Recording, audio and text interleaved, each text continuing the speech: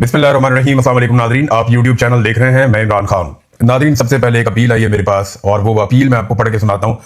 ये आमिर खान चमकनई साहब हैं, ISF से इनका ताल्लुक है, इंसाफ स्टूडेंट फेडरेशन से, और इन्होंने एक अपील की है पाकिस्तान के सहाफ़ियों से। मैं आपको एज इट इज़ पढ़ के सुना देता हूँ, क्योंकि मेरे ख्याल में पाकिस्तान में रह के इस अपील को पढ़ना या इसके बारे में बात करना वो बहुत मुश्किल है। ये लिखते हैं कि इमरान रियाज साहब, हामिद मीर साहब, इकरारुल हसन साहब और फ़हीम साहब, मोहम्मद फ़हीम वहाँ जर्नलिस्ट हैं खैबर पख्तूनख्वा से, बड़े सीनियर, सलीम साफ़ी साहब, तमाम सहाफ़ी हजरात, इंसानी हकूक़ के अलमबरदारों, इंसानियत की आवाज़ बनने वाले कारकुनों, सियासी और समाजी कारकुनों, नौजवानों और कौम के तमाम बाशऊर लोगों, ये मेरे सेंट्रल, करम, चमकनी और उन गरीब और बेगुनाह पहाड़ी लोगों की सदाएं हैं जो कल ड्रोन हमले में अपने प्यारों की लाशों के सामने चीख चीख कर रो रहे हैं। ये सिर्फ एक इलाके का दर्द नहीं है, ये इंसानियत का दर्द है। उन माओ, बहनों, बच्चों और खानदानों की चीखें हैं जिन्होंने अपने प्यारों को अपनी आंखों के सामने खो दिया। यकीन करें, इंसान तो क्या, एक बेजुबान जानवर भी इस दर्द को महसूस कर सकता है। खुदारा सियासी वाबस्तगी, इख्तलाफ और जाती मफादात से बालातर होकर सिर्फ इंसानियत के नाम पर हमारी आवाज बने, हमारे इन बेगुनाह लोगों के लिए आवाज उठाएं, इनकी चीखें दुनिया तक पहुंचाएं। अब नाजरीन, जो ये चीखें हैं ये बड़ी दिलखराश हैं।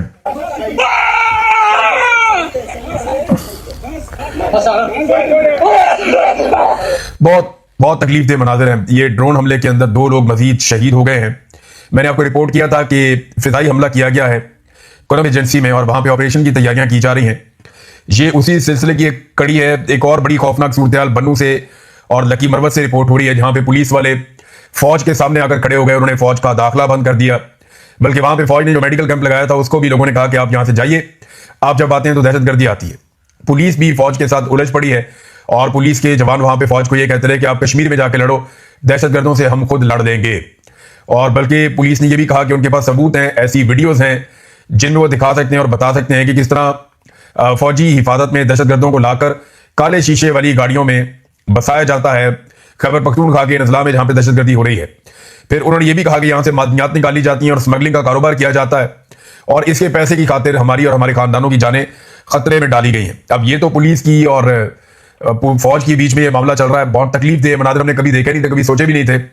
लेकिन जितनी नफरत बढ़ा दी है पाकिस्तान की मिलिट्री एस्टेब्लिशमेंट ने अपनी पॉलिसियों से, देखें, जब आप खुद ही हर चीज को करने चल पड़ते हैं, जब आप सियासतदानों को या बातचीत करने वाले लोगों को या बातचीत के जरिए से मामला संभालने वाले लोगों को जब आप पीछे कर देते हैं और आप हर चीज को डंडे से और बंदूक से हल करना चाहते हैं, तो इस तरह के नताइज निकलते हैं।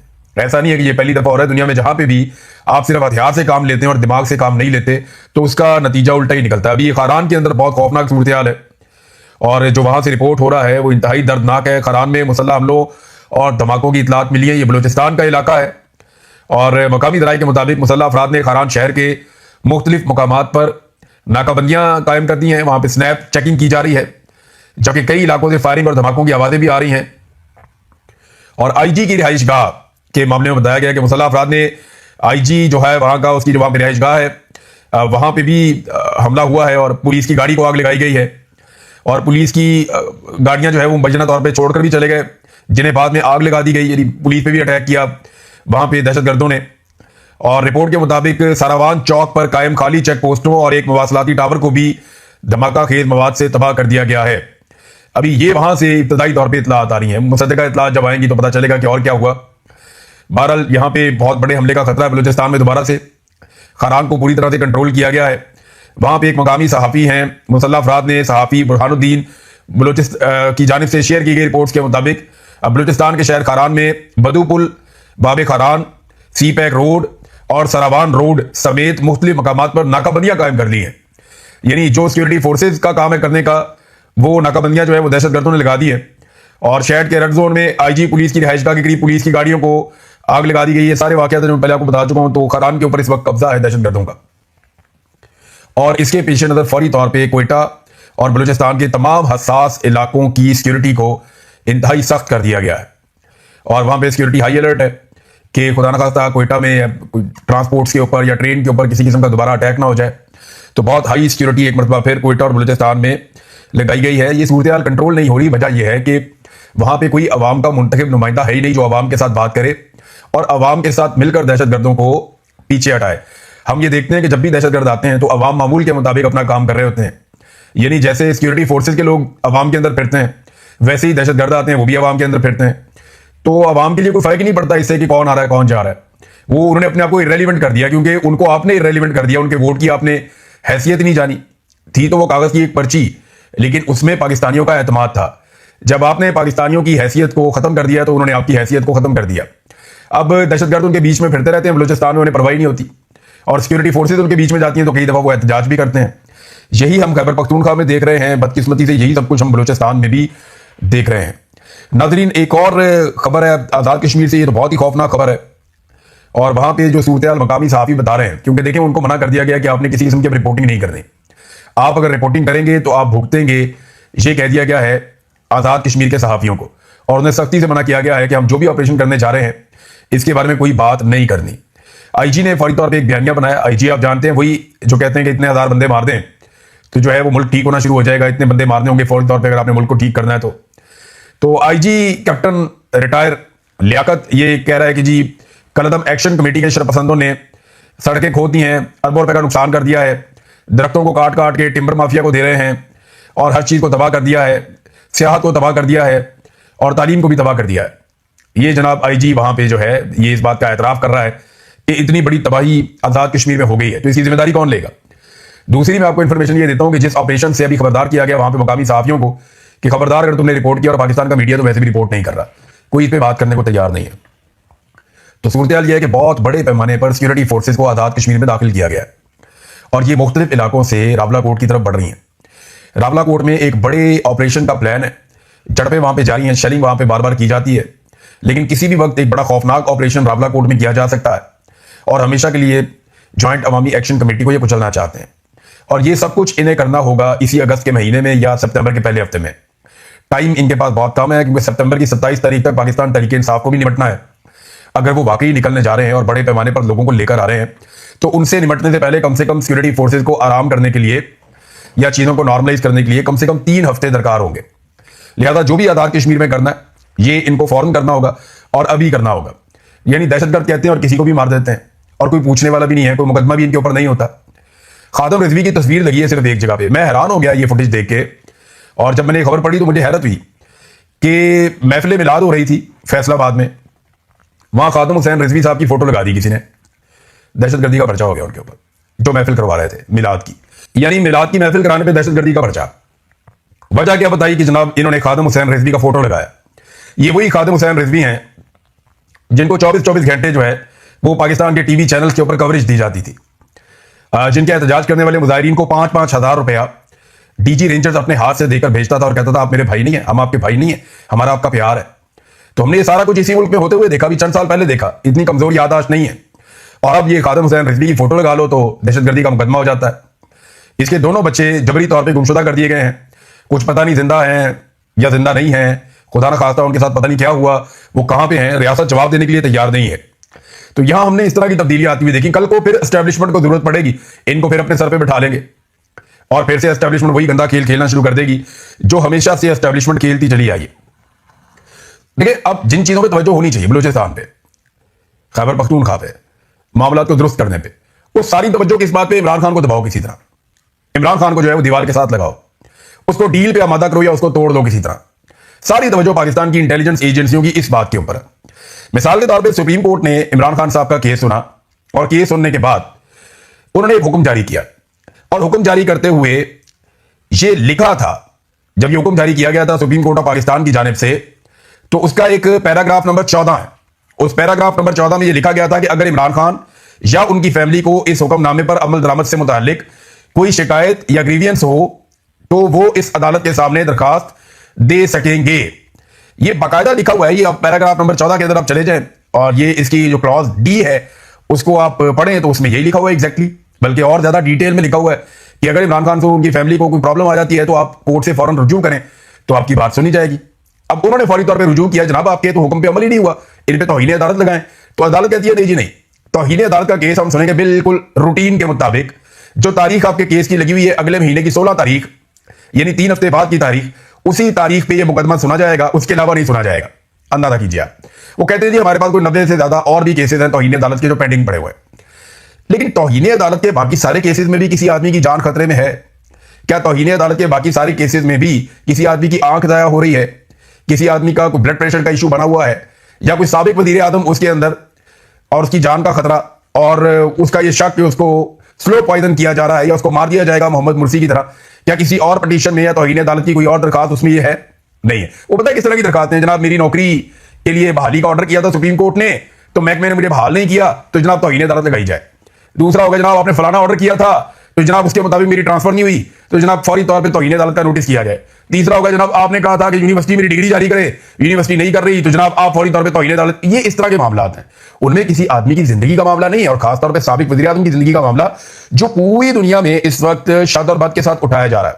लेकिन ठीक है, ऐसा ही होता है जब मिलिट्री एस्टेब्लिशमेंट इदारों को कंट्रोल करती है, फिर इदारे इसी तरह काम करते हैं। इमरान खान साहब के बेटों ने भी इंटरव्यू दिया एक, बल्कि वो लाइव आए, काफी देर तक उन्होंने एक लंबा सेशन किया और उन्होंने कहा जी अदालती हुक्म के बावजूद वालिद को इलाज से महरूम रखना इंसानी हकूक की खिलाफ वर्जी है। फिर उन्होंने कहा जी हमारे वालिद जो हैं वो डट के खड़े हैं, वो हालात का मुकाबला कर रहे हैं, 3 साल से उनको कैद तन्हाई में रखा गया है। मेरे वालिद एक बहुत मजबूत शख्स हैं, 73 साल की उम्र में उनके साथ जो सलूक रवा रखा जा रहा है उसका उन पर असर पड़ रहा है, उनकी जान भी खतरे में है, ये भी कहा गया। लेकिन कैद तन्हाई के बावजूद उनके मौक़िफ़ में किसी किस्म की कोई तब्दीली नहीं आई। हमें पाकिस्तान वीजे भी नहीं देता, हमारे वालिद से बातचीत भी नहीं करवाई जाती, उन्हें गैर कानूनी तौर पे सियासी बदले के तौर पे जेल में रखा गया है। और हुकूमत ने यह भी दावा किया, वो हुकूमत के बारे में उन्होंने सारा बताया कि क्या कुछ उनके वालिद के साथ किया जा रहा था। उनके बेटे इमरान खान साहब के और साबिक अहलिया जमैमा खान, उन्होंने बड़े जोरदार तरीके से इमरान खान साहब के हक में आवाज बुलंद की है। नाज़रीन, कर्नल की बीवी, एक तरफ इमरान खान साहब, दूसरी तरफ कर्नल साहब और कर्नल साहब की अहलिया। अल्लाह ताला कर्नल साहब को खुश रखे। कर्नल साहब ने बड़ी इंटरटेनमेंट पाकिस्तानियों को दी है और पाकिस्तानियों को ऐसा कुछ दिखाया जो पाकिस्तानी कभी नहीं देख पाए, और गिरबान भी अपना नौजवानों के हाथ में दे दिया और कर्नल साहब को नौजवानों ने तफे शफे भी करा दिए। अब ये कल से एक बयानिया बनाया जा रहा था कि कर्नल साहब के आने से पहले जो कर्नल साहब की अहलिया हैं उन्हें काफी ज्यादा हरासा किया गया था और वो बहुत हरासा महसूस कर रही थी, वो बहुत तकलीफ में थी, इसलिए उन्होंने अपनी फैमिली को कॉल करके कर्नल को बुलवाया और इसके अलावा उन्होंने पुलिस को बुलवाया। ये बयानिया एक बनाया जा रहा था कि कर्नल को बुलाने के पीछे और बाकी पुलिस वगैरह को सबको बुलाने के पीछे वजह यह थी कि कर्नल की बीवी जो है वो बहुत ही बुरे हालात में थी और वो हरासा हो रही थी। लेकिन अब 2 वीडियोज और आ गई और दोनों वीडियोज में हम देख सकते हैं कि कर्नल की बीवी तो बिल्कुल हरासा नहीं हो रही थी। कर्नल साहब की जो अहलियां हैं वो एक वीडियो में पुलिस वाले से डंडा छीनकर स्टूडेंट्स को फेंटा लगा रही हैं, डंडे मार रही हैं, मर्द तलबा को भी और खवातीन तलबा की तरफ जाती हैं, उन्हें भी कहती हैं, उनको भी धमकियां लगाती हैं, डंडा उनके हाथ में। पुलिस वालों से उन्होंने डंडा छीना हुआ है। पुलिस वाले अपनी बॉडी आगे करके स्टूडेंट्स को कर्नल साहब की बीवी से बचा रहे हैं। और अब यहां पे हरासा कौन हो रहा है? तालिब इल्म हो रहे हैं, जो बच्चियां वहां पे जो तालीम हासिल करती हैं वो हरासा हो रही हैं। अब डंडा जो है वो तलबा के हाथ में है या कर्नल साहब की बीवी के हाथ में है, ये आप खुद देख सकते हैं। कर्नल साहब की बीवी पुलिस वाले से डंडा छीनती हैं और उसके बाद फेंटा लगाना शुरू कर देती हैं और फिर लड़कियों की तरफ जाती हैं, उनको धमकियां भी लगाती हैं और उनको डंडे से डराती भी हैं। तो ये हरासा कौन हो रहा था? उसके बाद कर्नल साहब की बीवी जो है वो सिर्फ डंडे से नहीं मारती बल्कि वो किक भी मारती हैं। पहले वो फोन करती हैं कर्नल साहब को या अपनी फैमिली को, कर्नल साहब को बुलाया जाता है, फिर नौजवानों को धमकी लगाई जाती है, उनके चेहरे के ऊपर जो एक मुस्कुराहट है वो बड़ी तंजिया है कि अभी हम तुम्हें बताते हैं। उसके बाद जब कर्नल साहब पहुंचते हैं तो वो लात भी मारती हैं कर्नल साहब के आने से पहले और बैरियर को लात मार के गिरा देती हैं। और तलबा जो एहतजाज कर रहे हैं उनकी वो तस्दीक कर रही है लगातार, और जिस तरह का उनका रवैया है वो बहुत अजीबो गरीब है। यानी किसी उस्ताद का, किसी टीचर का ऐसा रवैया हो नहीं सकता। तलबा का रवैया भी अच्छा होना चाहिए टीचर्स के साथ, लेकिन ये टीचर को हक नहीं पहुंचता कि पुलिस वालों से डंडा छीन के। आप मुझे बताएं, कोई आम औरत, अगर वो कर्नल साहब की एरिया ना हो, कोई भी आम औरत पुलिस वाले से डंडा छीन के तलबा के ऊपर डंडा बरसाना शुरू कर दे, तो क्या ये मुमकिन है कि वो ये कर सकती है? लेकिन कर्नल साहब की एरिया ने ये किया। लेकिन उल्टा टाउटों ने बयानिया क्या बनाया कि कर्नल साहब की एरिया जो है वो हरासा हो रही थी, इसलिए कर्नल साहब ने आगे गोलियां चला दी। भाई कर्नल साहब ने आगे गोलियां चला दी, हरासा तो बेचारे बच्चे हो रहे थे। जो वीडियो 2 मैंने देखी है, अच्छा चले मैंने 2 वीडियो देखी है, हो सकता है कोई ऐसी वीडियो भी हो जिसमें कर्नल साहब की एहलिया भी हरासा हो रही हो, जिनमें कर्नल साहब की एहलिया के बाल खींचे जा रहे हो, उनको मारा जा रहा हो, जुदो को किया जा रहा हो। बहुत मुमकिन है ना, ऐसी वीडियो भी हो सकती है। तो लाए ना ऐसी वीडियो भी मंदिर आम पे लेकर आए। वहां ऐसा तो नहीं है कि सारा का सारा स्कूल और सारे लोग जो हैं वो जदून साहब के साथ मिले हो। वो निकाल लें अब यूनिवर्सिटी की सीसीटीवी फुटेज, अगर वहां की है तो एक एक क्लिप निकाल कर चलाएं, पता चले किसने क्या किया वहां पे कारनामा, कौन बदमाशी करता हुआ आया और किसने किस तरीके से दंदनाते हुए आगे फायरिंग की है, किसने आगे नौजवानों के सीने के ऊपर पिस्तौल रखा और किसने वहां पे बाद में फायरिंग करने की कोशिश की। तो शुक्र है सीधी गोली चली नहीं, उन्होंने हवाई फायरिंग की। तो अब ये जो कर्नल साहब ने और उनकी बीवी ने किया, अब तक अग्रेशन वहां से नजर आ रही है हर वीडियो में। भाई कोई एक वीडियो तो प्रोड्यूस करो, वहां पे दूसरे कैमरे भी लगे हुए होंगे ना, कोई तो वीडियो प्रोड्यूस करो जिसके अंदर पता चले कि कर्नल की बीवी और कर्नल भी हरासा हुआ है। कोई तो वीडियो आप प्रोड्यूस करना जिसे पता चले, ताकि हम कर्नल साहब की एहलिया का साथ दें। मैं उनका साथ देना चाहता हूं। किसी भी खातून को हरासा नहीं किया जा सकता, किसी भी सूरत हरासा नहीं किया जा सकता, ये किसी सूरत जायज ही नहीं है, चाहे वो कर्नल साहब की एरिया है या किसी की भी एरिया है। कोई आम खातून है पाकिस्तान की, सबका ये हक है कि वो अपनी जिंदगी में खुद को महफूज महसूस करें, खासतौर पर खवातीन। लेकिन यहां पे तो हमें खातून से बाकी लोग महफूज नजर नहीं आ रहे, जो मनाजिर मैं देख रहा हूं।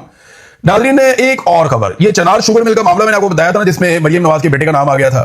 ये देखिए अब इसमें क्या हुआ। अब इस मामले में एक नया कट्टा खुल गया। इसमें जो है वो चनार शुगर मिल वाले मामले में इन्होंने लेटर लिख दिया चनार शुगर मिल ने सदर पाकिस्तान को भी, और तफसीलात लिखते हुए इन्होंने क्या कुछ कह दिया, ये आप देख लें। वो कहते हैं कि सदर पाकिस्तान को लेटर लिखते हुए काफी उन्होंने एतराजात कर दिए, और उन्होंने कहा कि पंजाब हुकूमत में कमिश्नर अमजद हफीज और इस वक्त के डीसी फैसलाबाद के इक़दाम पे हमें संगीन एतराज है, और मिल की सीलिंग की गई है, कानून के खिलाफ की गई है, हमारे साथ इम्तियाजी सलूक किया जा रहा है। बहुत सारे और मामला उन्होंने खोलकर रख दिए। ना सिर्फ उन्होंने मामला खोलकर रख दिए, बल्कि जो भाट साहब हैं, जो किसान इत्तेहाद के सरबराह हैं, उन्होंने ये कहा था कि मरियम नवाज का बेटा जुनैद सफदर इस मिल पे कब्जा करना चाहता है। तो अब हुआ ये कि अजीबोगरीब काम कि चनार शुगर मिल इंतजामिया ने सदर पाकिस्तान को खत लिखते हुए केन कमिश्नर पंजाब अमजद हफीज की मरियम नवाज के बेटे जुनैद सफदर के साथ तस्वीर भी जारी कर दी। ऐसे रख, ये देखें आप, ये जनाब तस्वीरें चेक करें। ये यानी मैं तो कुछ और समझ रहा था, नौजवान को मायूसी अंधेरा ही है हर तरफ, कोई इनका काम सीधा नहीं है।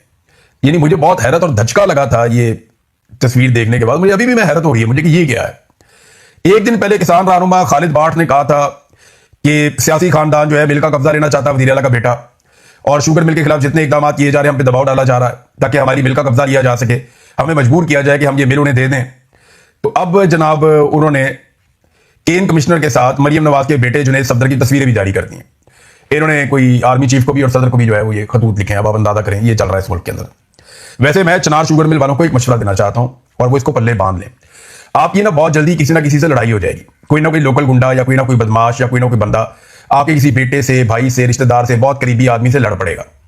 हो सकता है कोई रास्ते में जाते हुए छोटा मोटा एक्सीडेंट हो जाए, किसी रेस्टोरेंट पे खाना खाते हुए गले पड़ जाए, कुछ भी करके आपको किसी एक ऐसी लड़ाई में उलझा दिया जाएगा जिसमें कोई एक दो गरीब आदमी मर जाएंगे, और मरेंगे दूसरी पार्टी के। ये एक दफा नहीं, पहले कई मरतबा हो चुका है। ये पैटर्न है, और आप लोगों के ऊपर कत्लों के मुकदमे हो जाएंगे, दहशतगर्दियों के मुकदमे हो जाएंगे, उसके बाद आपको ये मिल देनी पड़ेगी। लिहाजा मेरी आपसे गुजारिश है, जितने इंपॉर्टेंट बंदे हैं ना आपके खानदान की, जिनकी आपको बहुत फिक्र है, उन्हें जरा साइड पे कर दें। और अगर कुछ लोग बाहर रह सकते हैं तो उनको फौरन बाहर निकाल दें। फिलहाल अभी आप इनसे बचें, वरना ये आपकी शुगर मिल हड़प कर जाएंगे। इन्होंने बेशुमार कारोबार लोगों के ऐसी हड़प किए। मुझे एक सियासतदान है, उसने मुझे आकर बताया था कि जनाब मैं किस तरह एक दफा शहबाज शरीफ के एक बेटे के चुंगल में फंसने लगा था, और बड़ी मुश्किल से मैं बचा था, और किस तरीके से मुझे ट्रैप किया गया था। और उसने 2-3 लोगों की और भी कहानी बताई जो ट्रैप हो चुके थे। नाज़रीन, फजलुर रहमान साहब का सिर्फ एक स्टेटमेंट मैं आपको पढ़ के सुनाऊंगा इस वीलॉग के आखिर में, और ये स्टेटमेंट मैं उम्मीद कर रहा था पाकिस्तान तहरीक इंसाफ देगी, और उन्हीं को देना चाहिए था, क्योंकि ये अपोजिशन के करने का काम है। फजलुर रहमान साहब ने जो बात कही उसको एज इट इज मैं बताता हूं। ये कहते हैं कि अभी चंद दिन पहले जो कानून साजी हुई वो आईन के खिलाफ है। आईन का आर्टिकल 243 कहता है कि तीनों मुसल्लह अफवाज का सुप्रीम कमांडर सदर होगा, और इन तीनों अफवाज के सरबराहान का तकर्रर सदर के मशवरे से वज़ीर आज़म करेगा। और हमने तकर्री का इख्तियार एक इदारे के सरबराह को, यानी फील्ड मार्शल आसिम मुनीर को दे दिया है। यानी कि वफाक का इख्तियार भी एक इदारे के सरबराह को दे दिया गया है। ये गैर आईनी है, फजलुर रहमान साहब ने ये कहा। इस पे जो वैसे आवाज उठानी चाहिए थी ना, हकीकतन वो पाकिस्तान तहरीक इंसाफ को बतौर अपोजिशन जमात उठानी चाहिए थी। हैरत अंगेज तौर पर उन्होंने आवाज नहीं उठाई। अब तक इतनी, अपना ख्याल रखिएगा, अपने इस चैनल का भी। अल्लाह हाफ़िज़।